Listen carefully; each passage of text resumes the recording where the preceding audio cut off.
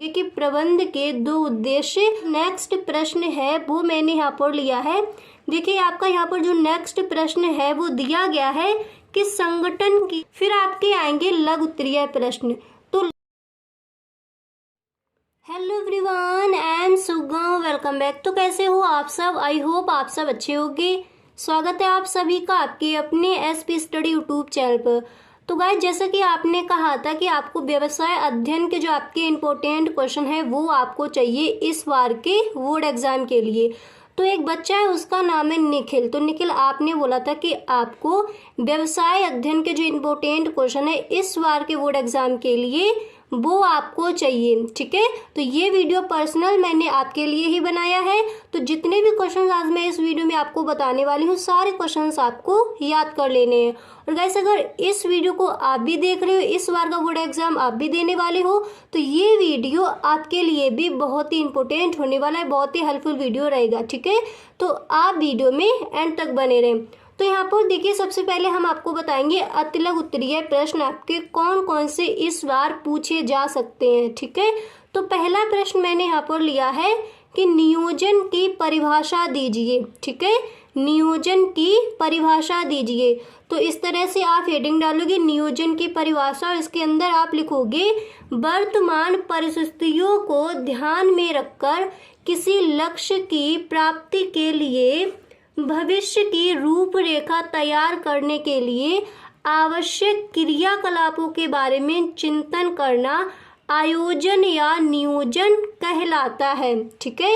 यह प्रबंधन का प्रमुख घटक है। इस तरह से आपको इस प्रश्न का आंसर देना है। इसके बाद देखिए, जो अगला प्रश्न है आपका वो मैंने यहाँ पर लिया है कि प्रबंध के कोई दो उद्देश्य लिखिए, ओके। तो देखिए, इसका आंसर आप इस तरह से दोगे कि प्रबंध के दो उद्देश्य निम्नलिखित है। सॉरी, यहाँ पर थोड़ा मिस्टेक हो गया, आप लिखोगे निम्नलिखित है, ओके। इसके बाद आपको फर्स्ट हेडिंग डालनी होगी संगठनात्मक उद्देश्य, ठीक है। यहाँ पर दो उद्देश्य पूछे हैं, तो फर्स्ट हेडिंग आप डालोगे संगठनात्मक उद्देश्य। इसके अंदर आप लिखोगे कि प्रबंध संगठन के लिए उद्देश्यों के निर्धारण एवं उनको पूरा करने के लिए उत्तरदायी होता है। इसे सभी क्षेत्रों के अनेक प्रकार के उद्देश्यों को प्राप्त करना होता है, ठीक है। इसके बाद देखिए, इसके बाद आपको नेक्स्ट हेडिंग डालनी है कि सामाजिक उद्देश्य, और इसके अंदर आपको लिखना है कि समाज के लाभों की रचना करना है। संगठन चाहे व्यवसायिक है अथवा गैर व्यवसायिक, समाज के अंग होने के कारण उसे कुछ सामाजिक दायित्वों को पूरा करना होता है। सामाजिक उद्देश्य में आपको इतना लिख देना है, समझ आ गया। अब इसके बाद देखिए, जो आपका नेक्स्ट प्रश्न है वो मैंने यहाँ पर लिया है कि प्रबंध की परिभाषा दीजिए। नेक्स्ट प्रश्न आपका क्या दिया गया है कि प्रबंध की परिभाषा दीजिए। तो इसका आंसर आप इस तरह से लिखोगे। सबसे पहले आपको हेडिंग डालनी है प्रबंध की परिभाषा, और इसके अंदर आपको लिखना होगा कि व्यवसाय एवं संगठन के संदर्भ में प्रबंधन का अर्थ है। इतना आप ये आपको ब्लैक पेन से लिख देना, ठीक है। फिर यहाँ से आप लिखोगे कि उपलब्ध संसाधनों का दक्षतापूर्वक तथा प्रभावपूर्ण तरीके से उपयोग करते हुए लोगों के कार्यों में समन्वय करना ताकि लक्ष्यों की प्राप्ति सुनिश्चित की जा सके। इतना आप लिखोगे। फिर देखिए, फिर इसके बाद आपको दो लाइनें और लिख देनी है, ओके। इसके बाद आप लिखोगे, देखिए इसके बाद आपको दो लाइनें लिख देनी कि प्रबंध लक्ष्य प्रधान प्रक्रिया है जो संगठनात्मक उद्देश्यों को प्राप्त करने में सहायता करती है। इस तरह से आपको प्रबंध की परिभाषा दीजिए। इसका आंसर आप इस तरह से लिखोगे। इसके बाद देखिए, जो आपका नेक्स्ट प्रश्न है वो मैंने यहाँ पर लिया है। देखिए, आपका यहाँ पर जो नेक्स्ट प्रश्न है वो दिया गया है कि संगठन की कोई दो विशेषताएं लिखिए, ओके। तो पहले आप ये लिखोगे कि संगठन की विशेषताएं निम्नलिखित है, और फिर इसके बाद आपको यहाँ पर हेडिंग डालनी होगी लक्ष्य का होना, ओके। और फिर फर्स्ट हेडिंग डालनी होगी लक्ष्य का होना, ओके। और इसके अंदर आप लिखोगे प्रत्येक संगठन के लिए लक्ष्यों का होना आवश्यक है। लक्ष्य के अनुरूप ही संगठन की संरचना की जाती है। लक्ष्य की अस्पष्टता की स्थिति में संगठन प्रभावी नहीं हो सकेगा। इतना आपको लक्ष्य का होना इसमें लिखना। 2 विशेषताएं पूछी गई हैं। फिर देखिए आपको नेक्स्ट क्या करना है। फिर आपको नेक्स्ट हेडिंग डालनी होगी कि नेतृत्व एवं निर्देशन, और फिर इसके अंदर आप लिखोगे प्रत्येक संगठन में एक नेता होना अनिवार्य है। यह नेतृत्वकर्ता संगठन के उद्देश्यों के लिए व्यक्तियों को निर्देशित करने का कार्य करता है। इतना आपको लिखना है। अब देखिए इसके बाद आपको जो आपका नेक्स्ट प्रश्न है वो मैंने यहाँ पर लिया है कि नियुक्तिकरण का अर्थ लिखिए। ओके, ये प्रश्न कई बार पूछा गया है बोर्ड एग्जाम में। आप पेपर उठाकर देखना, मॉडल पेपर देखना, उसमें आपको ये प्रश्न मिलेगा ही मिलेगा। ठीक है, तो नियुक्तिकरण का अर्थ लिखिए। तो सबसे पहले आप हेडिंग डालोगे नियुक्तिकरण का अर्थ, और फिर इसके अंदर आपको लिखना है कि किसी संगठन में मानवीय संसाधनों की नियुक्ति और विकास के प्रबंधकीय कार्य से है। ठीक है, जो एक संगठन में अनेक प्रबंधकीय और गैर प्रबंधकीय क्रियाएं करते हैं। ओके, इतना लिखने के बाद फिर आप लिखोगे इसके अंतर्गत मानव शक्ति की आवश्यकताओं का निर्धारण तथा संगठन के विभिन्न पदों पर लोगों की भर्ती, प्रशिक्षण और विकास सम्मिलित है। इतना आपको नियुक्तिकरण का अर्थ लिखोगे तो इतना आपको लिख देना है। ठीक है, अब देखिए जो आपका नेक्स्ट प्रश्न है वो मैंने यहाँ पर लिया है। देखिए आपका नेक्स्ट प्रश्न है कि अभिप्रेरण की क्या अवधारणा है, लिखिए। ठीक है, अभिप्रेरण की क्या अवधारणा है, लिखिए।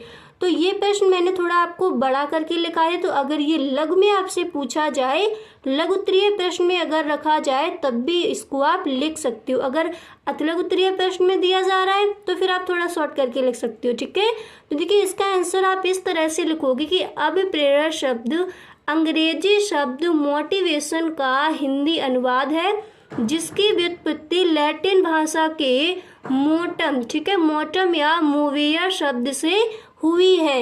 ओके, फिर इसके आगे आप लिखोगे कि जिसका अर्थ है टू मूव। ठीक है, अर्थात गति प्रदान करना। अभिप्रेरणा का तात्पर्य व्यक्ति की उस आंतरिक स्थिति से है जो किसी विशेष परिस्थिति में व्यक्ति को अपने लक्ष्य तक पहुंचाने के लिए क्रियाशील करती है। ठीक है, इस तरह से आपको इसका आंसर देना है।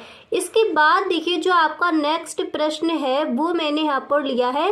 देखिए आपका नेक्स्ट प्रश्न दिया गया है कि वित्तीय प्रबंधन की परिभाषा लिखिए। ठीक है, वित्तीय प्रबंधन की परिभाषा लिखिए। तो सबसे पहले आप इस तरह से हेडिंग डालोगे वित्तीय प्रबंधन, और फिर इसके अंदर आपको लिखना है कि जिस प्रकार किसी मशीन को चलाने हेतु ऊर्जा के रूप में तेल, गैस या बिजली की आवश्यकता होती है, उसी प्रकार किसी भी आर्थिक संगठन के संचालन हेतु वित्त की आवश्यकता होती है।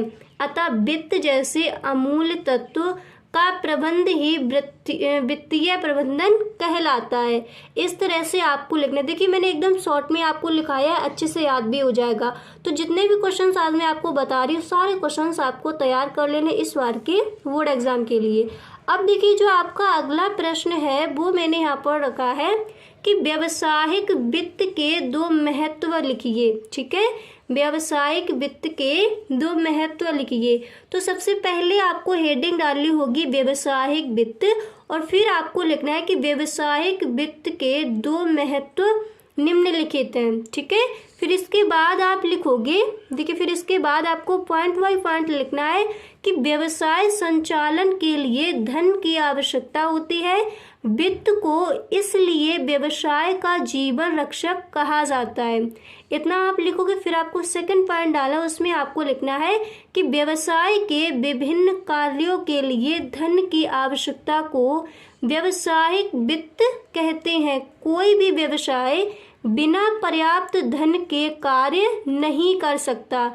इतना आपको इसमें लिख देना है। इसके महत्व पूछे जाए तो फिर आपको इतना लिख देना। इसके बाद देखिए जो आपका नेक्स्ट प्रश्न है वो मैंने यहाँ पर लिया कि कार्यशील पूंजी का क्या अर्थ है, लिखिए। ठीक है, कार्यशील पूंजी का क्या अर्थ है बताइए। तो देखिए इसका आंसर आप इस तरह से दोगे कि कार्यशील पूंजी फर्म के पास उपलब्ध वह राशि होती है जिसका इस्तेमाल वर्तमान दायित्व, और फिर इसके आगे आपको लिखना है वर्तमान दायित्व, फिर देखिए इसके आगे आप लिखोगे जो एक वर्ष कम समय से बकाया है, ये आपको इस तरह से ब्रैकेट में लिख देना। फिर आपको लिखना है को पूरा करने एवं परिसंपत्तियों के अर्जन हेतु किया जाता है। ठीक है, इसके बाद आपको लिखना है कि कार्यशील पूंजी की गणना कंपनी की वर्तमान संपत्तियों को लेकर और वर्तमान देनदारियों को घटाकर की जाती है। इस तरह से आपको लिखना है। फिर देखिए इसके बाद जो आपका नेक्स्ट प्रश्न है वो मैंने यहाँ पर लिया है कि मुद्रा बाजार का क्या अर्थ है। ओके, मुद्रा बाजार का क्या अर्थ है, तो सबसे पहले इस तरह से आप हेडिंग डालोगे मुद्रा बाजार, और फिर इसके अंदर आप लिखोगे कि मुद्रा बाजार का अभिप्राय अल्पकालिक ऋण लेने और देने के लिए वैश्विक वित्तीय बाजार से है। इसके बाद आपको लिखना है यह वैश्विक वित्तीय प्रणाली के लिए अल्पकालिक अवधि की नकदी तरलता का वित्त पोषण प्रदान करता है, और फिर इसके आगे आप लिखोगे कि मुद्रा बाजार वह जगह है जहां अल्पकालिक कार्यकाल दायित्व जैसे ट्रेजरी बिल, वाणिज्यिक पत्र, पेपर और बैंकरों की स्वीकृतियां आदि खरीदे और बेचे जाते हैं। इस तरह से आपको लिखना है। तो ये आपके हो गए 10 अतलग उत्तरीय प्रश्न जो इस बार के बोर्ड एग्जाम में आ सकते हैं। जो इस बार के बोर्ड एग्जाम के लिए इम्पोर्टेंट है वो मैंने आपको अतलग उत्तरीय प्रश्न बता दिए। फिर आपके आएंगे लघु उत्तरीय प्रश्न। तो लघु उत्तरीय प्रश्न हम आपको नेक्स्ट वीडियो में बताएंगे। तो यहाँ पर मैंने आपको बताया है ये वाला प्रश्न जो है वो आपको तैयार कर लेना कि प्रबंध विज्ञान एवं कला दोनों है, व्याख्या कीजिए। तो जितने भी आपके लघु उत्तरीय प्रश्न हैं वो हम आपको नेक्स्ट वीडियो में बता देंगे। तो निखिल बेटा आज के लिए बस इतना ही, मिलते हैं नेक्स्ट वीडियो में। अगर आपको वीडियो अच्छा लगे तो इस वीडियो को अपने दोस्तों में शेयर ज़रूर करें। और गाइस आप इस वीडियो को देख रहे हो, अगर आपको भी अच्छी लगी ये वीडियो तो इस वीडियो को एक लाइक ज़रूर कर दे। Okay, thank you.